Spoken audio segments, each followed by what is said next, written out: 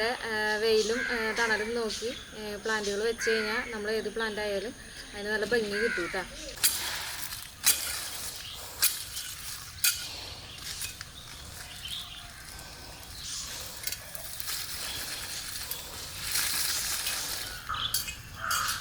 അപ്പോൾ നമ്മുടെ ഈ പ്ലാന്റ് അവിടെ വെച്ചിരുന്നപ്പോൾ വെയിലുണ്ടായിരുന്നില്ല കേട്ടോ. അപ്പോൾ നല്ല വെയിലായിട്ട് അതിൻ്റെ ഇലകളൊക്കെ പൊള്ളിയിരിക്കണത്.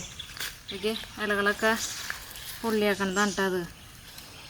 അപ്പോൾ നല്ല വെയിലത്ത് ഇത് പറ്റില്ല. ഇത് അഗ്ലോണിമയാണ്.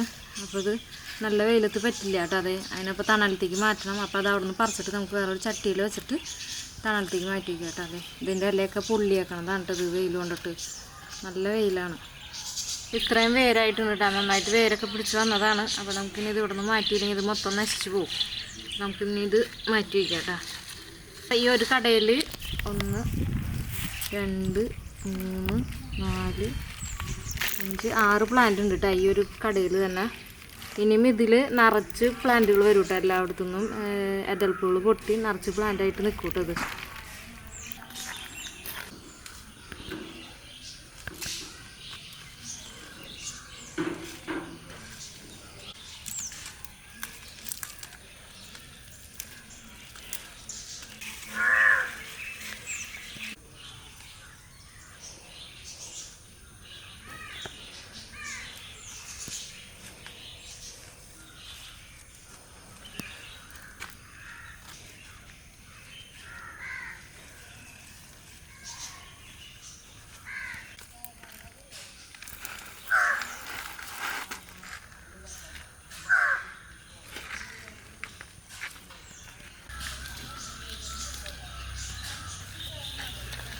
അപ്പോൾ നമ്മൾ ഈ ചട്ടിയിൽ ഇത് നട്ട് കഴിഞ്ഞിട്ടുണ്ട് കേട്ടോ. അപ്പോൾ ഇനി ഇതുപോലെ ആയിട്ട് ഈ പ്ലാന്റ് വരും കേട്ടോ.